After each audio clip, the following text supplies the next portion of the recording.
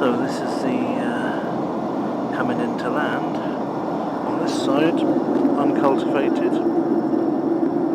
but some green amongst the bare rocks. I think they're rocks there, the territory of jackals and maybe even the occasional snow leopard. And then the salt, a canal, a channel, irrigation channel. And here we go, attempts at fields between the irrigation channel there and the river on that side. So here they have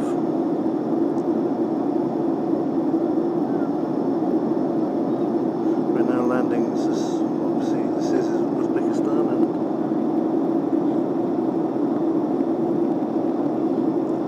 clearly a much smaller territory than Kazakhstan, but there's more than twice the number of people, so you can see much more effective human habitation. There's a small town there amongst the fields and lots of tracks of vehicles, and we're only 4,500 metres up now rather than 11 before. Well, that's quite green, isn't it? With the river there. So obviously this territory has historically been kinder to human habitation and remains that way till today. Of course, Uzbekistan was the centre of Tamerlane's empire, Samarkand, and which basically became the dominant Central Asian civilization after Genghis Khan. It was a bit of a kind of international terrorist, really. He broke up Samarkand, and Tamerlane put it back together again afterwards. And yeah, so it's interesting. That doesn't look anything like a town in Europe would look like normally. Yeah, instead of asphalted roads, just established tracks that go wherever you kind of fancy going. Vehicles effectively behaving like people walking around in a park, and therefore, establishing their favoured ways just simply by habit and treading out a path which then other people follow and it becomes a path. That's what you see there, but by vehicles instead of people.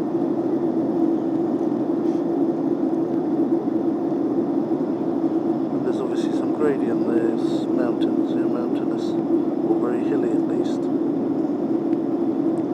Difficult from an airplane to know whether we're talking about hills or mountains, but certainly you can see it's rocky. It's undulating.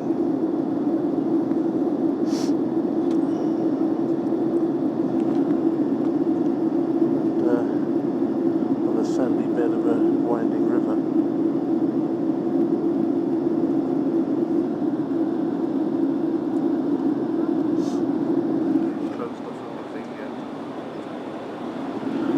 Centrally now, you can't switch your screen on.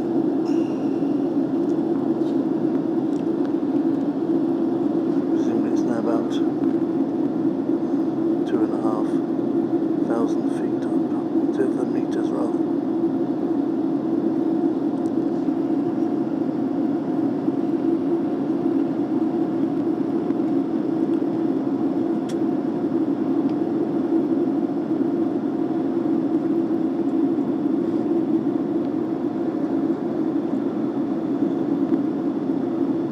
Much water in the valley there, which is obviously able to produce or to take quite a lot more. At this height you can really see how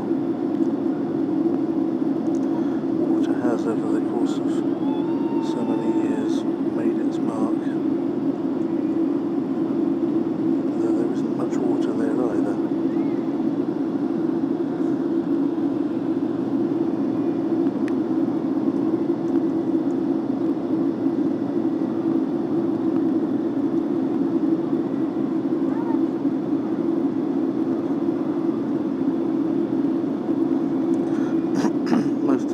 photo is the sort of thing you can see these days on Google Earth.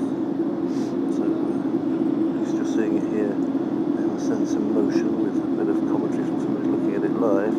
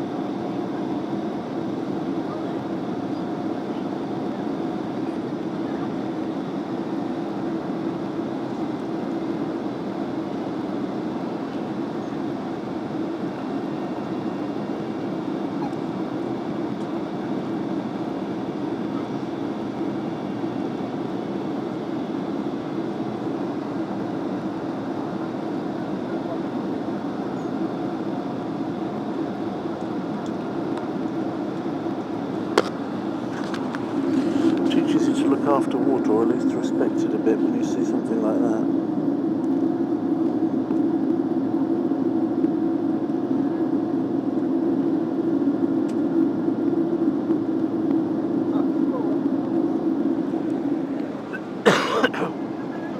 There's like a belt of farming going on there.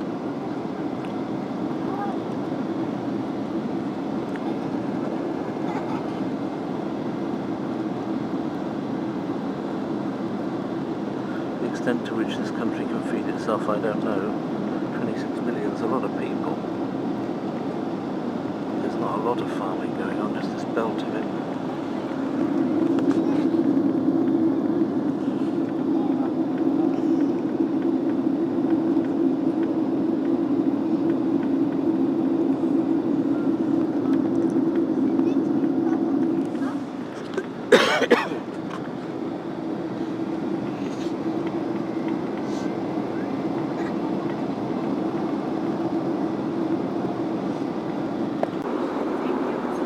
When you get asked to fill in a customs declaration, it's only available in Russian, so if you were thinking of coming to Tashkent via Moscow, you'd better know Russian, that's for sure. Thankfully I do, so that's not a problem for me, but just so that you know about it, that's what they look like. Таможенные декларации. And in the distance it looks as though there are really high mountains, so over there behind everything.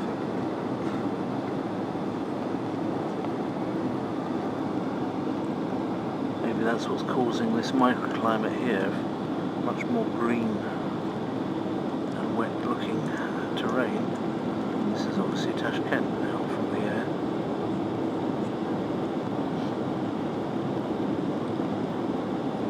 But it's definitely a mountain range I can see over there. It's not just clouds. That's what we can see.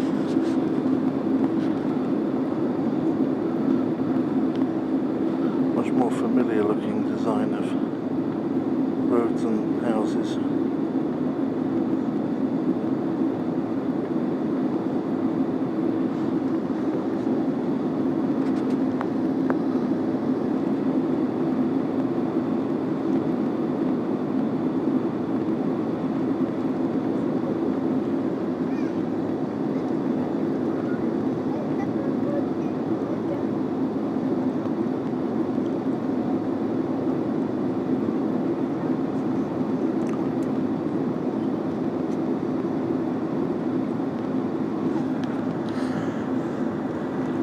There seems to have the highest buildings in it, so maybe that's more towards the centre, or here maybe.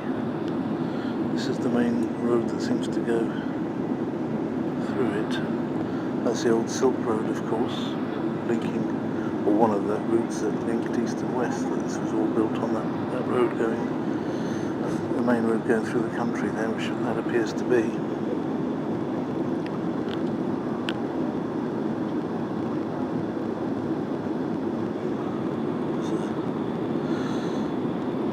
Or it could be that one for all I know, but it's also a railway line next to it, so maybe that is the old one.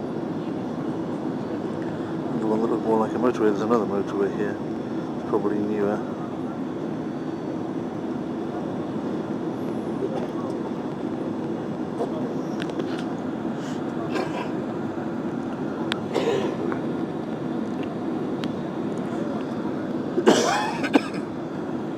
me it seems to be very dry in here. A lot of people have suddenly started coughing.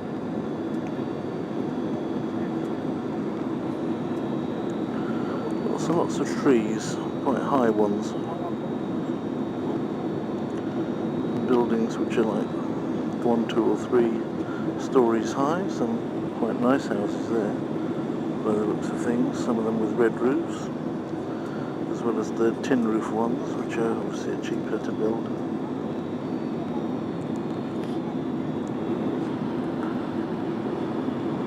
And a little park there with a lake in it. And this looks like airport kind of territory.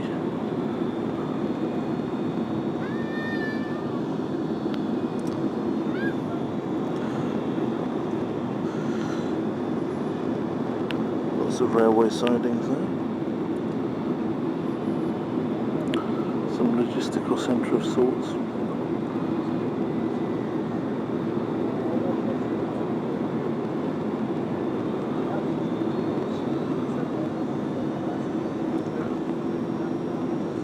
Pretty big factories, can't see what they're making, almost pipes.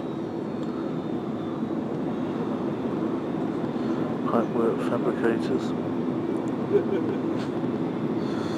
River's a little bit of a state there. Again, evidences of it being capable of taking much more water, but even at this time of the year we'd expect high water. It's very little water in there. I imagine it dries up a lot during the year completely. Some fields there that look pretty dry. A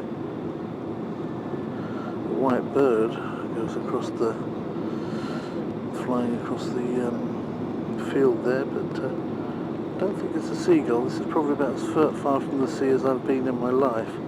I was born virtually on the coast, and never lived more than a few hundred kilometres from the sea. And Warsaw's about 300 kilometres from Gdańsk. That's pretty far. Prague is further, of course. It's about 500, maybe 600 kilometres from either sea, from the north or the south, the Mediterranean or the Baltic. You almost get to the North Sea in just about the same time from Prague. But this must be days of car journey from the car journey and days in train journey, probably best part of a week in a car to the nearest sea, unless you call the Aral Sea or the Caspian Sea, but I mean the open ocean, very far away from here. It's right in the middle of the landmass, so therefore it will have extremes of temperature, very, very hot summers, very cold winters. The building has to reflect that.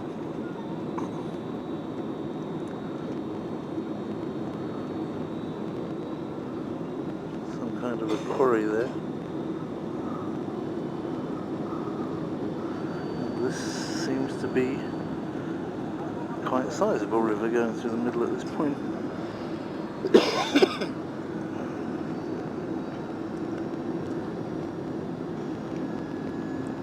That's obviously its main river, and that's flowing with lots of water.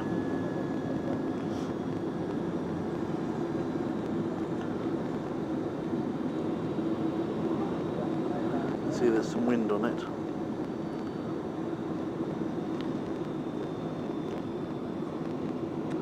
Obviously now we can see a lot of detail down there. Lots of the roofs of houses have got things growing on them.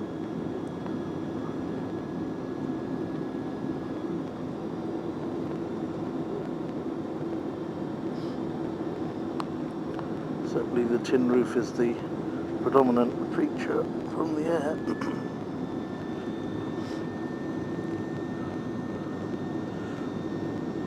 Looks like a kurgan. A Scythian burial mound, whether it is or it isn't, I don't know, but it looks like one.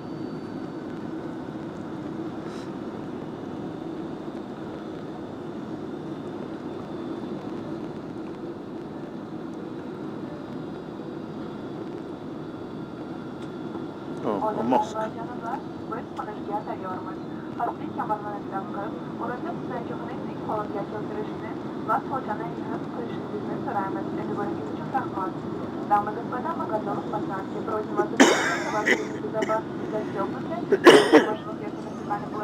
And down we go.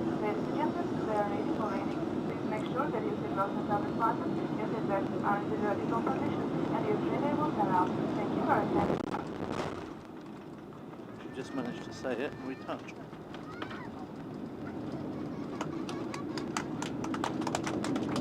Ah, they're keeping the old traditions alive.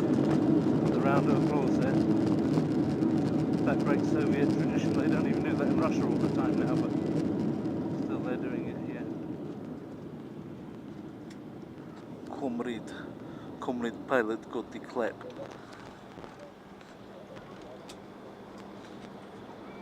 Okay, welcome to Uzbekistan. As we continue to taxi to the place we can get off, I just thought it was a really nice view of the mountains that you can see from the Sierra, as it were. Oh, just missing it. So really at the end of something which is starting to get a little bit Himalayan, you know.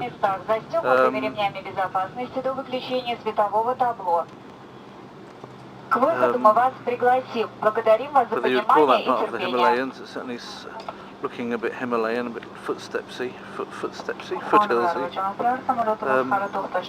Based on the same northern line, I can never remember what's latitude and what's longitude. But same line as goes through Madrid and Istanbul.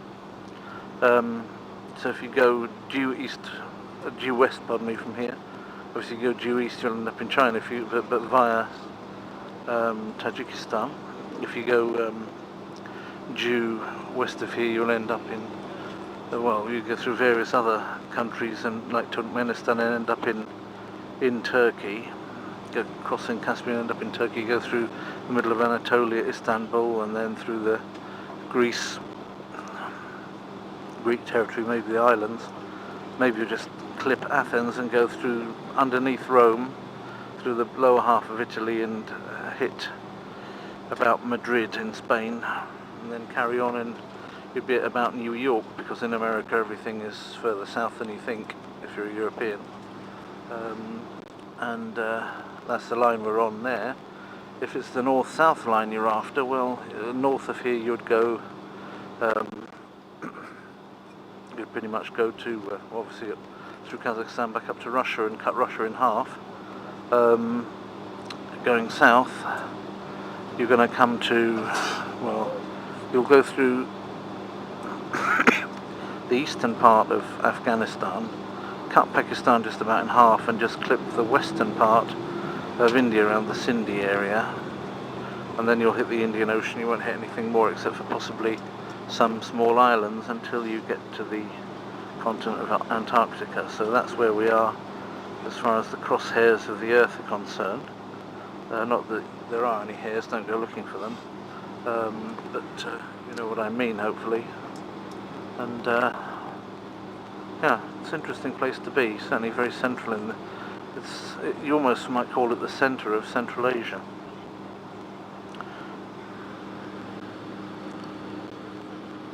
Despite the fact that it's quite far east, it's only 1 hour's time difference from Moscow, because Moscow likes to place itself time-wise very far east, and therefore, evenings already at this time of year are long. The sun isn't going down. It's only April, but the sun isn't going down till between 8 and 9 o'clock. Moscow region. Here I expect it will be with only an hour's time difference, but we've probably gone through a good 2 or 3 natural time zones. It'll probably be dark at about 7, I expect. Maybe a little earlier, I don't know. Maybe between 7 and 8. We'll see.